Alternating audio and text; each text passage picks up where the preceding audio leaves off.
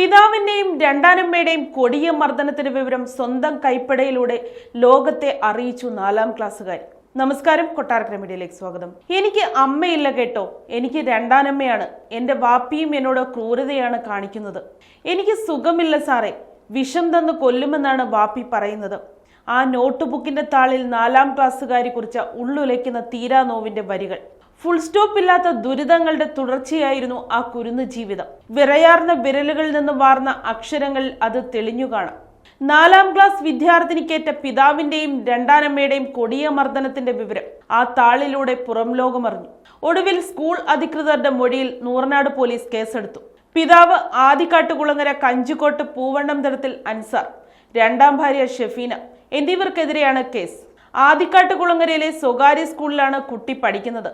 ബുധനാഴ്ച രാവിലെ സ്കൂളിലെത്തിയ കുട്ടിയുടെ മുഖത്തുൾപ്പെടെ മർദ്ദിച്ചതിന്റെ പാടുകൾ ശ്രദ്ധയിൽപ്പെട്ട അധ്യാപകർ വിവരം അന്വേഷിച്ചപ്പോഴാണ് ക്രൂരമർദ്ദനത്തിന്റെ വിവരങ്ങൾ കുട്ടി പറഞ്ഞത്. പിന്നാലെയാണ് നേരിട്ട പ്രയാസങ്ങളെയും മർദ്ദനത്തെയും പറ്റി എൻ്റെ അനുഭവം എന്ന തലക്കെട്ടിലെഴുതിയ കത്ത് ബുക്കിൽ നിന്നും ലഭിച്ചത്. തുടർന്ന് അധ്യാപകർ മാതാപിതാക്കളെ വിളിച്ചെങ്കിലും എത്തിയില്ല. പിന്നീട് കുട്ടിയുടെ അപ്പൂപ്പനെയും അമ്മൂമ്മയെയും സ്കൂളിലേക്ക് വരുത്തുകയും പോലീസിൽ വിവരമറിയിക്കുകയുമായിരുന്നു. അധ്യാപകരുടെ മൊഴിയെടുത്ത് പോലീസ് കേസെടുത്തു. കുട്ടിക്ക് ചികിത്സ നൽകാൻ നിർദ്ദേശിക്കുകയും ചെയ്തു.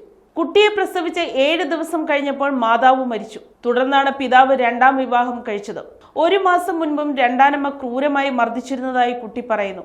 കുട്ടി എഴുതിയ കത്തിൽ ഇതെല്ലാം വിവരിക്കുന്നുമുണ്ട്. കത്ത് പോലീസിന് കൈമാറി.